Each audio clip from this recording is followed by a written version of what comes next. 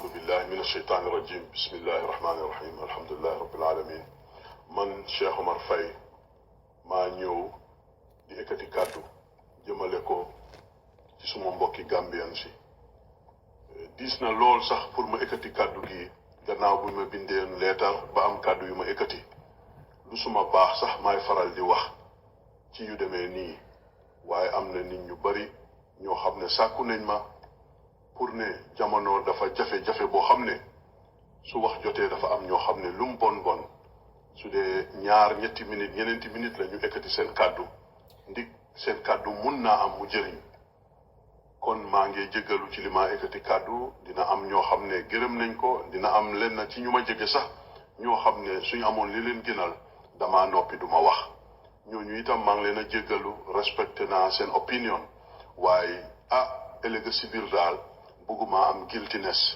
ndi Gambia ci fi mu tegu nii te ñun ñu nekkoon ci liggéey réew nekk ci liggéey nguur ba pare toog rek noppi te xam lu bari loo xam ne mu ngi dangereux di xew dëgg-dëgg suma conscience mënatuma may pour ma noppi wa maa ngi jéggalu ci loolu suma kàddu nag maa ngi ko jëmale di ko ekkati as a citizen of the Gambia comme Gambian yi wax yépp maa ngi ekkati suma kàddu di ko boole ci kàddu yooyu waaye man suma bos nag itam maa ngi koo dolli di ko jëmal ci di Armed and Security Services ndig dëgg xibaar yi ñoo jot teel na xel and is very disturbing ci officers yi ñoo téye ci soldaar li ñoo téye ndig diw xeet bii la wala diw nii la santa loolu musuta am in the armed forces maa ngi commencé ci soldaar bi gën a tuuti the most junior soldier to the top ki nga xam ne moom la yàlla teg ci kanam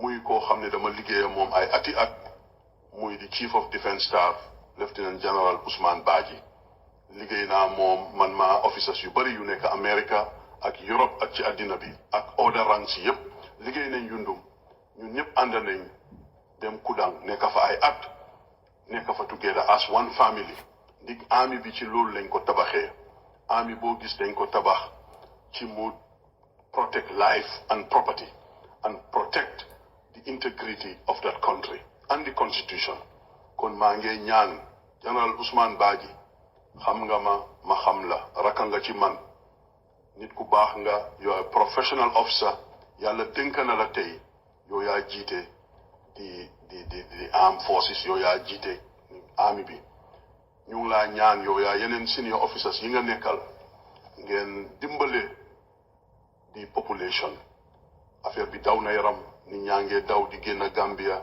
ndig ragal ñeneen ñaa ngee enu ay lal ñeneen ñaa ngee enu ay baag ñëpp a ngi ragal because of xamuñ fitna te army bi bokk na ci liggéeyam mu reassure population bi comme ñun ñëpp li ñu jàngaloon jàngal ñu to reassure the population to protect the population and to protect the territorial integrity of our beloved country am na ñu ma waxal sax sànqa ci border bi boori Karang they are stranded out there am na schools yoo xam ne ñu ngi ci border bi ci Casamance area bi they are trying to evacuate xale yi jàng schools pour suñ mbokki Gambian yi dem di fa laaxu ndig dañ ragal dañ tiit loolu nag daw na yaram ba pare ñaaw na dëgg looloo tax man ma ekkati suma kàddu di la appeal yow as the CDS please nga jël service bi ak your colleagues and the men and the women nga make sure ne ñu def li nga xam ne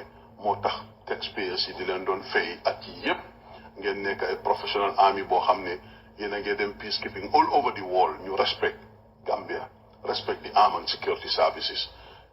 Armed and security services is not for one person. The Gambia is bigger than one person. The constitution is bigger than one person.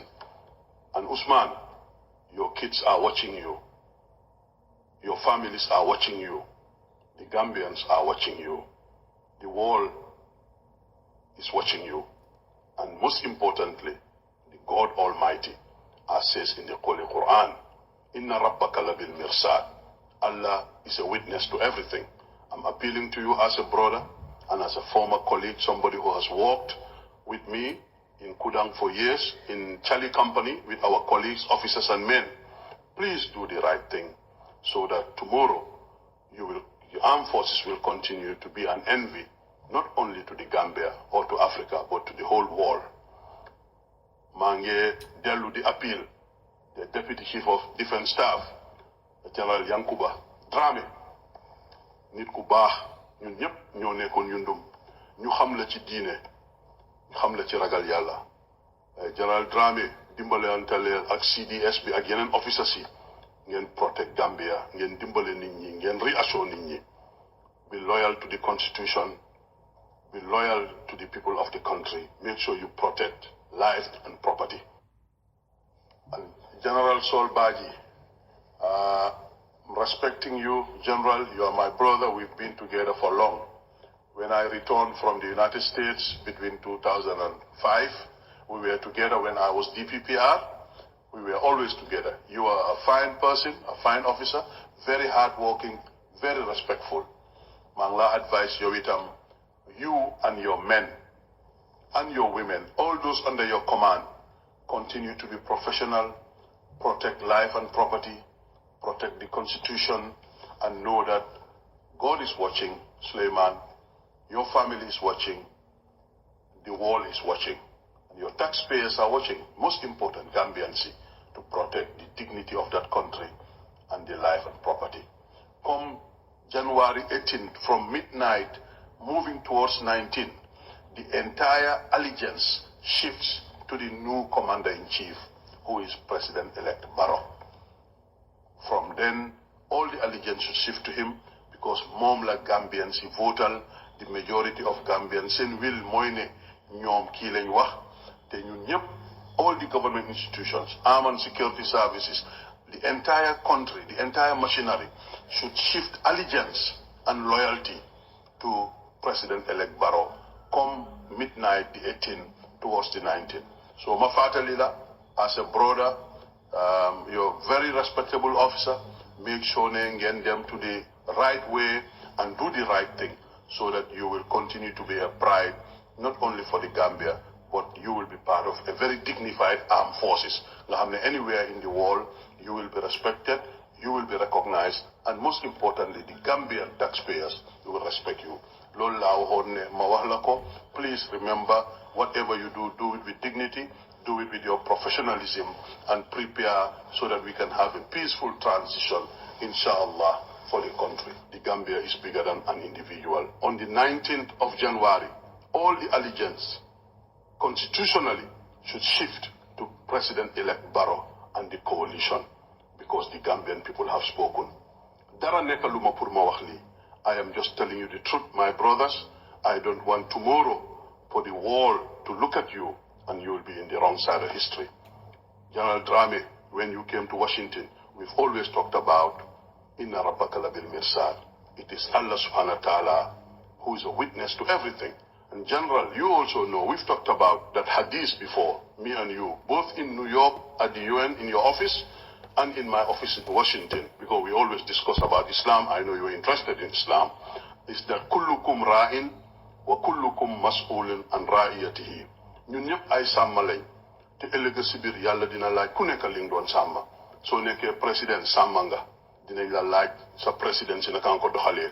Soo nekkee ministre wala ambassadeur wala général wala officer, even jigéen ji amee këram sax di dimbale njabootam di togga di dem marché, dinañ ko laaj naka la doon doxalee këram, naka la doon doxalee njabootam. So I'm appealing to you, General Yankuba Dramé. I'm appealing to General Ousman Badjie and all the other officers. As a brother and a former colleague, protect the people and properties of the Gambia. The whole world is watching you. This is the opportunity and this is the time that the army will be respected, or God forbid, the army gets to be disrespected. You don't want to do that.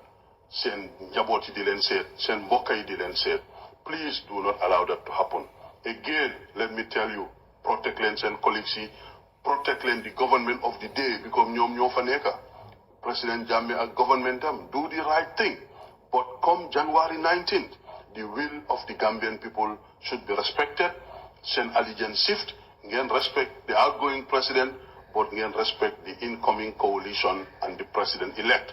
The way they have done since the beginning, am nañ yaakaar ne these people will respect the law, because they have been very steadfast. You have been very careful, and most of the time of what they're doing for the interest of the country. We don't want to plunge that country into fighting. Some of you were in Liberia, and I will always remember why Joju Tudon Fatele Kungenko, when General Arnold Kouino had problem, Bantie Samuel Doe at the free port, when we were there, they changed command and brought in a tough Nigerian general, Lieutenant General Joshua Nimiel Dogonyaro. And when he landed with that private jet at the free in Monrovia, with a gown and a walking stick, nga fokk ne sax kii sëriñ bu mag la bu ñëw ndeke general la. And in the morning, the artillery was pounding Charles Taylor with his people. The Air Force was pounding. The Navy was pounding. And the armored cars and the infantry was mopping up. You don't want that to happen to Gambia. And let us not take any chances. If we break the constitution, we break the will of the people. So soldari duga say Gambia luñ fa def, you people are going to be held responsible, and people may lose lives and properties, and we don't want to do that. One person cannot be bigger than the Gambia. The Gambia is bigger than all of us. That's why I stepped out to make this message, to give this message pour yéen ngeen xam ne du suma sago su doon suma sago rek dama noppi toppatoo suma soxla. Why some people has asked me to say a few words because we have all served together. And then other officers, Yangfi, Nyananyangi in the United States, I'm sure we're all on the same boat. We're all worried. We're all concerned that our people are fleeing the Gambia. Peaceful Gambia, peace-loving people are now put on a very edgy path, and it's not the best.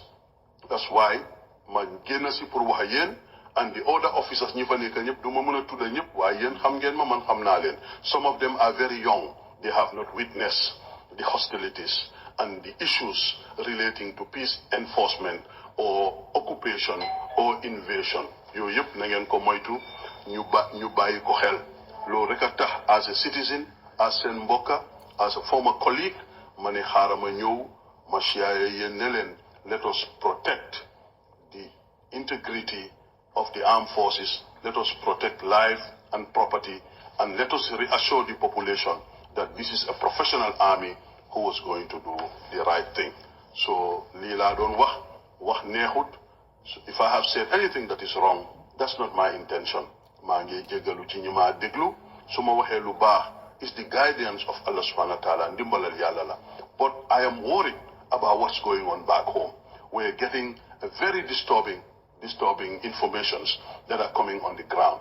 Some numerous arrests. People are in plain clothes with unmarked vehicles, arresting officers, especially officers who are believed to be belonging to other tribes. You don't want that to happen to Gambia. We were together. Those issues has never popped up. Ñun biñ nekkee together in the army, yéen xam nga ne yëfi tribe ñun duñ ko daan wax sax. We have all stayed together as a professional Gambian army, and we were respected all over. Ñi war a wax nañ wax leen jàmma. Fitna ngeen nelaw, yàlla rubba na ku ko ee. The world is watching again. God Almighty is watching. Your families are watching. The taxpayers are watching. We want to keep the Gambia in peace. We want to pray and ask the president to live in peace. He has served for 22 years, and we want him to make sure the Gambian people have decided. Mom ci bopam wax nako. The will of Allah must be respected and accepted. The will of the Gambian people must be accepted, so that he can live with dignity. Finally, as a leader, you have two options. After you do all you can for your country, you can either live in dignity or you live with disgrace. A'udhu billah, we don't wish President Jammeh to live any other way other than to live with dignity and help to do a peaceful transition. This is what, again, we have for you, and I pray that everything goes well. I pray that you will listen to yourselves and your conscience and know that between you and your future and the future of your families are at stake, the future of Gambians, the peace of Gambia. Let us make sure we do the right thing. Assalamu alaikum wa rahmatullah. أعوذ بالله من الشيطان الرجيم. بسم الله الرحمن الرحيم.